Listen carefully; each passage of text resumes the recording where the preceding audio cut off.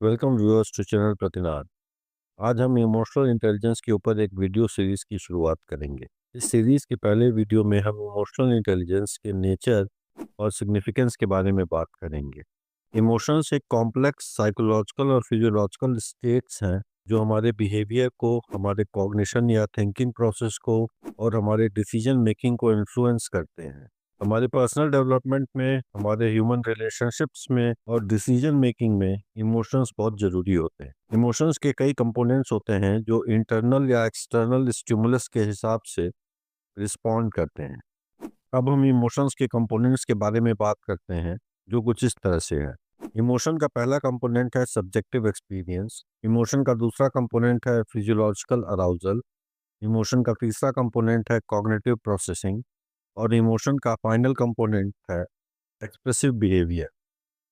तो पहला component subjective experience का मतलब होता है कि जो इंटरनल, पर्सनल या प्राइवेट फीलिंग होती है वो सब्जेक्टिव एक्सपीरियंस होता है। यानी कोई इंडिविजुअल अंदर से कैसा महसूस करता है, जैसे हैप्पीनेस या सैडनेस की फीलिंग हम जिस तरह से अपने अंदर महसूस करते हैं उसे हम वर्ड्स में टोटली किसी दूसरे को नहीं बता सकते, हम उसे डिस्क्राइब नहीं कर सकते। ये बहुत पर्सनल होता है। इमोशन का दूसरा कंपोनेंट है फिजियोलॉजिकल अराउजल। इसका मतलब है कि जैसे जब हम गुस्सा करते हैं तो हमारे अंदर कुछ फिजियोलॉजिकल चेंजेस होते हैं। हमारी हार्ट बीट बढ़ जाती है, हम एक एजिटेटेड मोड में होते हैं और हमारे बॉडी में एक रेडीनेस होती है कुछ बोलने या करने के लिए।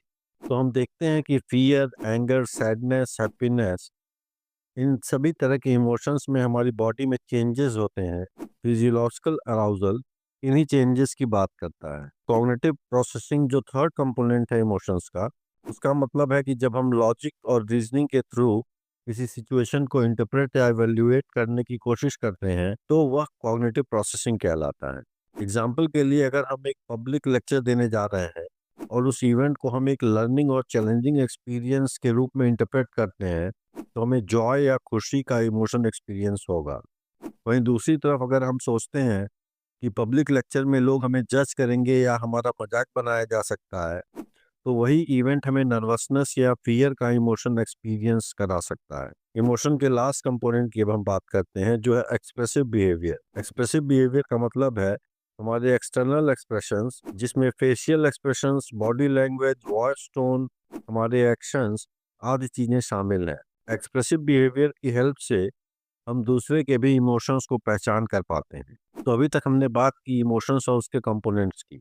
अब हम थोड़ी देर बात करते हैं इंटेलिजेंस के बारे में। इंटेलिजेंस एक ऐसी एबिलिटी है जिससे कोई इंडिविजुअल एक्सपीरियंस से सीख सकता है, सिचुएशंस के हिसाब से अडेप्ट कर सकता है, एब्स्ट्रैक्ट कॉन्सेप्ट्स को समझ सकता है। इसके अलावा वह इंडिविजुअल अपने एनवायरनमेंट को मैनिपुलेट करने के लिए या प्रॉब्लम को सॉल्व करने के लिए अपने नॉलेज को अप्लाई कर सकता है। इंटेलिजेंस के कंस्ट्रक्ट में memory, attention, reasoning, problem solving, decision making, इस तरह की कॉग्निटिव एबिलिटीज दिखाई देती हैं।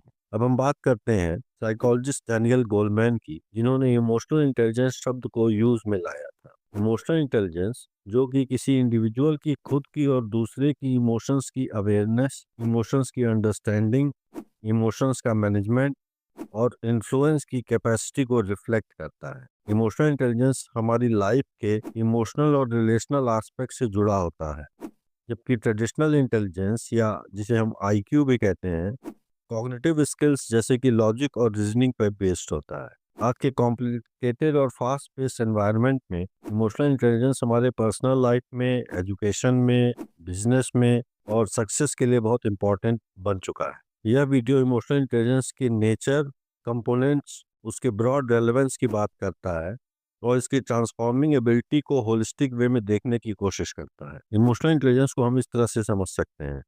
इमोशनल इंटेलिजेंस में जो पहली चीज़ है वो है अपने और दूसरे के इमोशंस को एक्यूरेसी के साथ परसीव करना। इसका मतलब है कि वर्बल और नॉन वर्बल साइंस या जो क्यूज होते हैं उनको समझना, एक तरफ अपनी जेन्युइन फीलिंग्स को समझना और इसी के साथ दूसरे के facial expression, body language, voice tone, actions, इन चीज़ों को राइट वे में इंटरप्रेट करके उनको समझना। दूसरी चीज जो इमोशनल इंटेलिजेंस में आती है वो है इमोशंस के बैकग्राउंड में छिपे रीजंस को समझना और उनके इफेक्ट्स को रिकॉग्नाइज करना।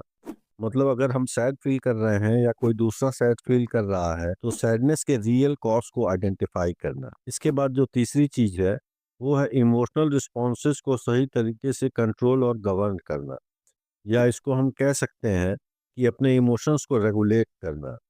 जैसे हमें कब गुस्सा करना चाहिए, कितना गुस्सा करना चाहिए और किस पर गुस्सा करना चाहिए, इस बात की समझ होना।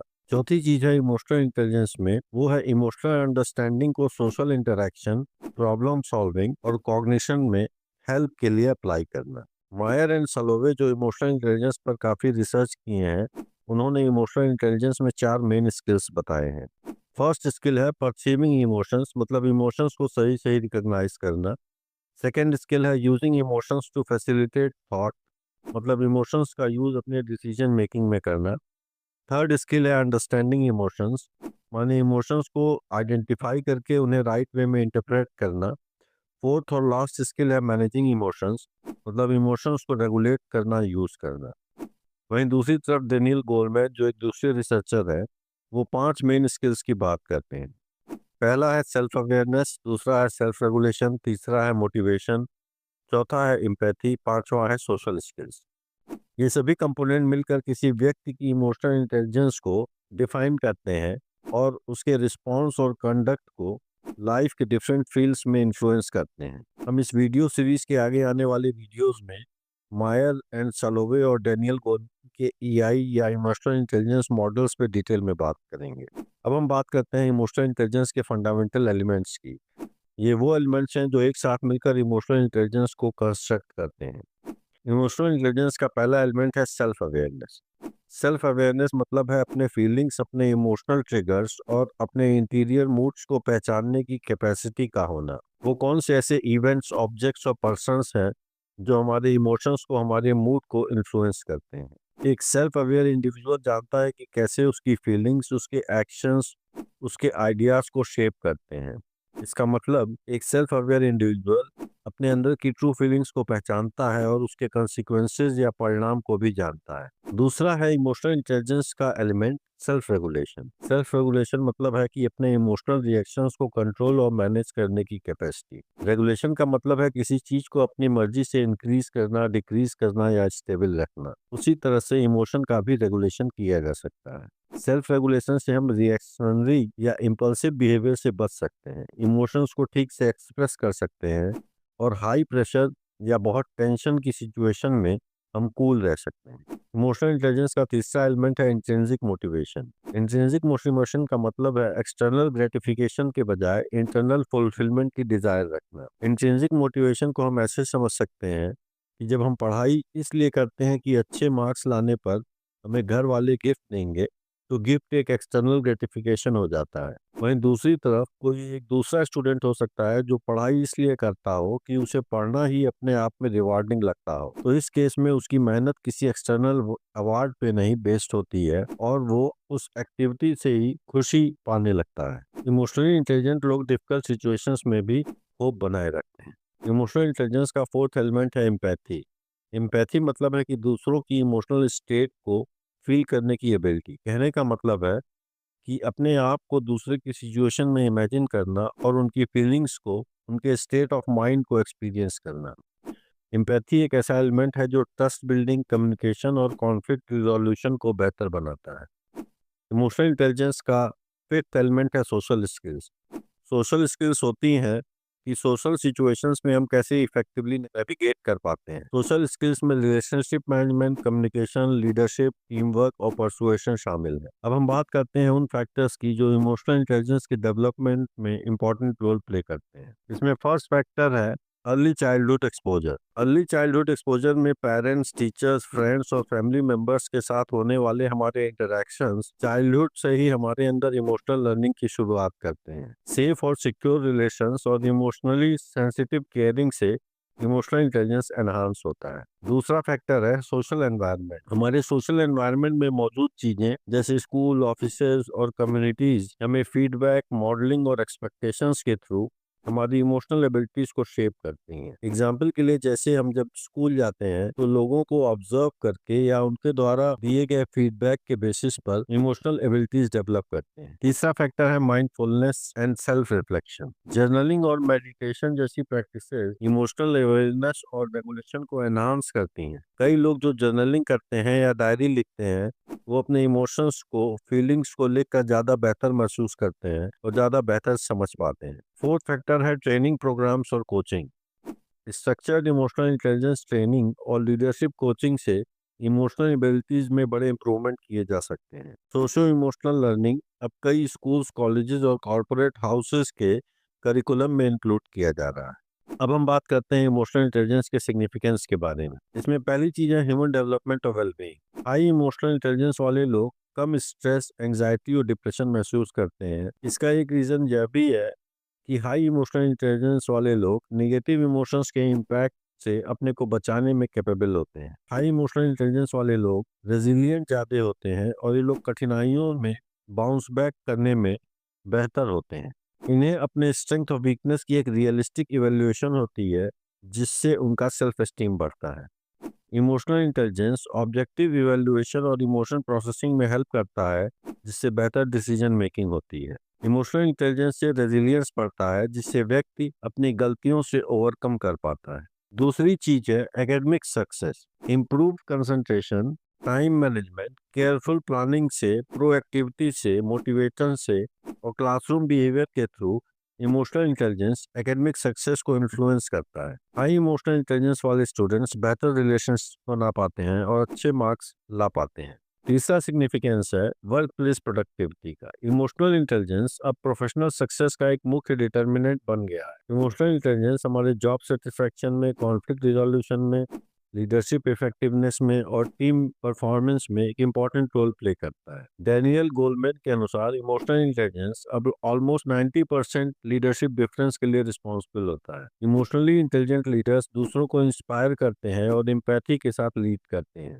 इमोशनल इंटेलिजेंस का जो चौथा सिग्निफिकेंस है वह है पर्सनल हार्मोनी और social relationships. Effective communication, empathy और इमोशनल इंटेलिजेंस जैसे बेसिक एलिमेंट्स जो इमोशनल इंटेलिजेंस के पार्ट हैं, हमारी रिलेशनशिप्स को फ्लरिश करने में, मजबूत बनाने में हेल्प करते हैं। हाई इमोशनल इंटेलिजेंस वाला individual non verbal emotional signals को पहचान सकते हैं, दूसरों की जरूरतों को सेंसिटिवली रिएक्ट कर सकते हैं, इमोशनल कनेक्शन और ट्रस्ट बना सकते हैं, चैलेंजिंग सिचुएशंस इफेक्टिवली हैंडल कर सकते हैं, लॉन्ग टर्म हेल्दी रिलेशनशिप बनाए रख सकते हैं। पांचवी चीज जो इमोशनल इंटेलिजेंस के सिग्निफिकेंस में है वो है ग्लोबल और social relevance. Emotional intelligence social responsibility, civic engagement, cross cultural understanding, peace building और कॉन्फ्लिक्ट प्रिवेंशन के लिए इंपॉर्टेंट है। इमोशनल इंटेलिजेंस प्रोग्राम्स बच्चों को एम्पैथी, इमोशन कंट्रोल और पीयर रिलेशनशिप्स में इम्प्रूवमेंट करने में मदद करते हैं। इमोशनल इंटेलिजेंस ट्रेनिंग, बलिंग और वायलेंस जो स्कूल्स में बच्चों की एक बहुत मेन प्रॉब्लम है उसको कम करता है।